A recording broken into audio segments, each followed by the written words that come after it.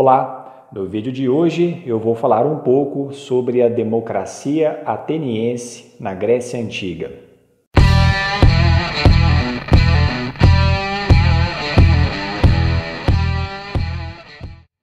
Atenas foi uma das principais cidades-estado que surgiram na Grécia Antiga, região que, como você está vendo no mapa, aparece indicada por esse retângulo na cor amarela. Atenas não era a única cidade-estado que surgiu na Grécia Antiga. Vocês estão vendo aí, Atenas, na verdade, era só mais uma polis no meio de muitas outras polis, ou cidades-estado que surgiram naquela região. Nesse novo mapa, nós conseguimos ver a região exata onde surgiu a cidade de Atenas, que está indicada aí por esse pontinho na cor vermelha. Atenas surgiu numa região de terras pouco férteis. A própria agricultura que era praticada em Atenas era muito limitada. Eles até produziam, os atenienses até produziam azeite, principalmente vinho, mas, em geral, os outros produtos agrícolas não eram produzidos em quantidade suficiente, o que forçava os atenienses a terem que praticar o comércio marítimo para comprar de outras regiões aqueles produtos numa quantidade que eles não conseguiam produzir. No que diz respeito à forma de governo, entre os séculos IX e VI a.C., em Atenas vigorou o chamado regime aristocrático. Aristocrático é uma palavra que deriva de aristocracia. Uma aristocracia é uma forma de governo na qual um seleto grupo de pessoas é que participa da administração do governo de uma determinada região. A própria etimologia da palavra remete a essa ideia. Se nós formos pegar aí o significado original de aristocracia, nós vamos ter algo como o governo dos melhores, ou seja, o governo daquelas pessoas que ocupam uma posição social de destaque em uma determinada sociedade.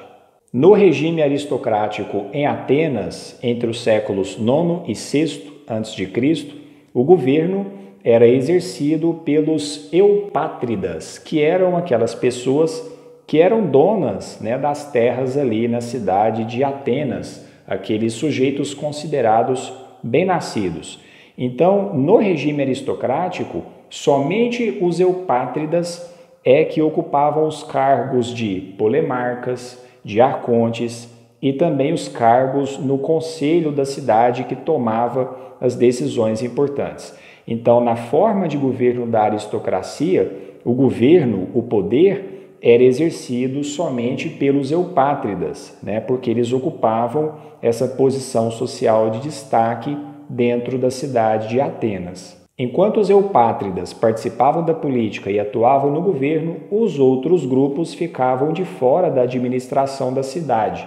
Camponeses, comerciantes, artesãos, estrangeiros e escravos não tinham direitos políticos durante esse regime aristocrático que vigorou na cidade de Atenas durante muito tempo. Mas, com o passar dos anos, foi começando a se formar em Atenas uma outra forma de governo, a chamada democracia. Se a gente pegar o significado da palavra na sua origem, democracia significa algo como o governo do povo. E essa forma de governo em Atenas demorou muito tempo para se consolidar naquela cidade. Esse processo longo, ele precisou de várias etapas para ser concluído.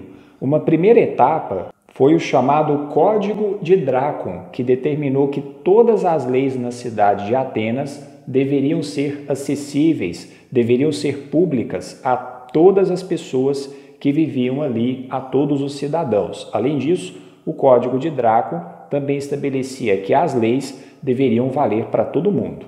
Algum tempo depois, nós tivemos em Atenas as chamadas Reformas de Solon, que deram continuidade a esse processo aí de formação da democracia ateniense.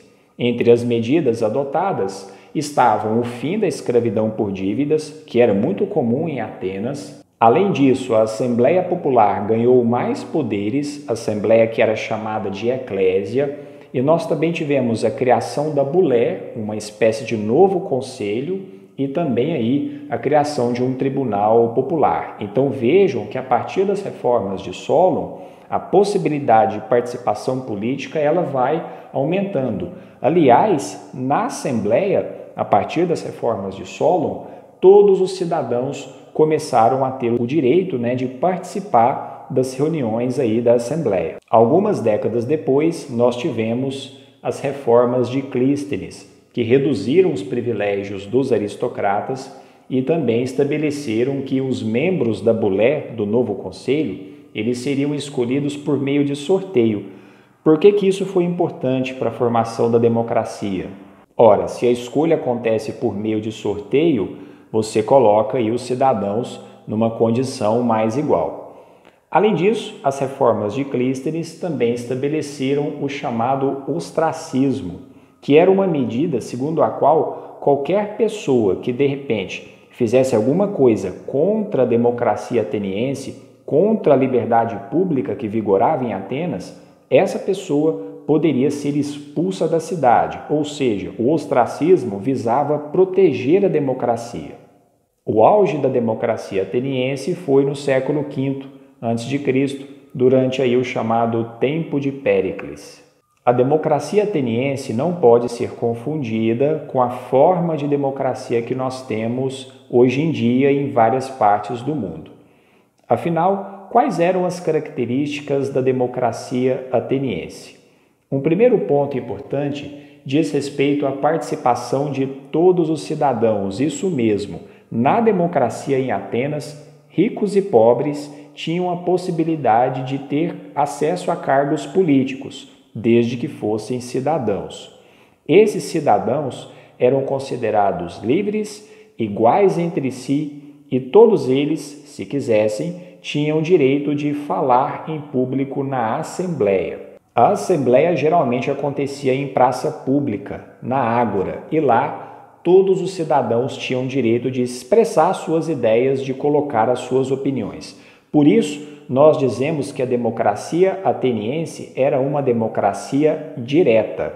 E aqui nós temos uma diferença fundamental com as democracias que existem em boa parte do mundo hoje. As democracias atuais, elas são democracias representativas. Uma democracia representativa é diferente de uma democracia direta. Sabe qual é a diferença? Acompanhe comigo esse esquema que vai aparecer agora na tela. Na democracia direta, que era a democracia que vigorava em Atenas, nós tínhamos o seguinte modo de funcionamento. O próprio cidadão comparecia para participar da tomada de decisões políticas, para ajudar a fazer as leis, para participar das discussões, dos debates, enfim. Então, a democracia direta em Atenas funcionava dessa forma. A democracia representativa, que é a democracia que funciona hoje em várias partes do mundo, funciona de uma maneira um tanto quanto diferente. Na democracia representativa, o cidadão ele tem o direito de voto. Com esse direito, ele elege alguém, ele elege um político, ele elege um representante e esse representante é quem vai participar aí do processo de tomada de decisões políticas. É só vocês pensarem, por exemplo, o Brasil, A democracia representativa que funciona no Brasil funciona exatamente desse modo. Então, nós cidadãos fazemos o quê?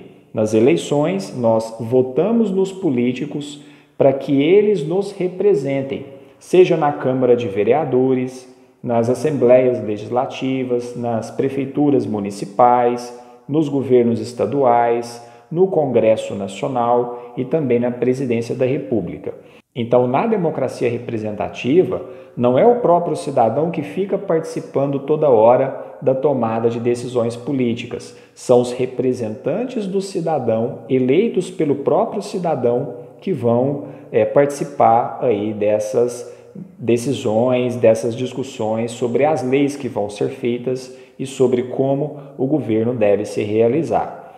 Se o político, se o representante vai representar o cidadão bem, vai representar o cidadão de maneira adequada, aí, evidentemente, é uma outra discussão. mas em tese a ideia é essa, que alguém represente o cidadão.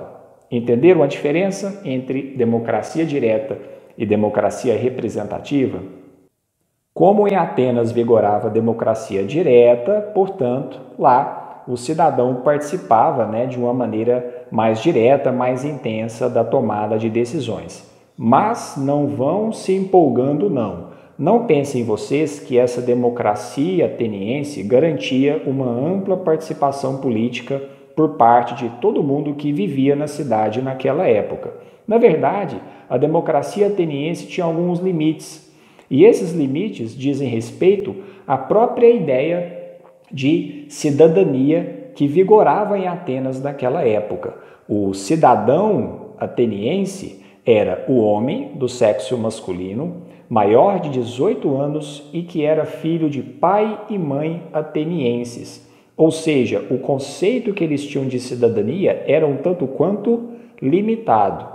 Então, nem todo mundo era considerado cidadão, nem todo mundo, portanto, participava das discussões e das reuniões que aconteciam na Assembleia. As próprias sessões da Assembleia eram muito longas, elas começavam de manhã e iam até o final do dia, ou seja, nem todo cidadão tinha condições de ficar o tempo todo ali participando dos debates e das discussões, o que, mais uma vez, fazia que a participação política não fosse tão ampla como muita gente pode pensar, num primeiro momento, quando vai estudar esse assunto. Para finalizar, nós não podemos esquecer, portanto, que mulheres, escravos, estrangeiros e crianças não tinham direitos políticos em Atenas, porque eles não cumpriam com os requisitos que a pessoa tinha que ter para ser considerada um cidadão naquela cidade. E aí, gostou do vídeo? Se você gostou, deixa o like, aproveita, se inscreve também no canal e compartilha esse vídeo nas suas redes sociais para a gente espalhar um pouco de conteúdo de história aí na internet, certo? Vou ficando por aqui, te vejo no próximo vídeo, abraço!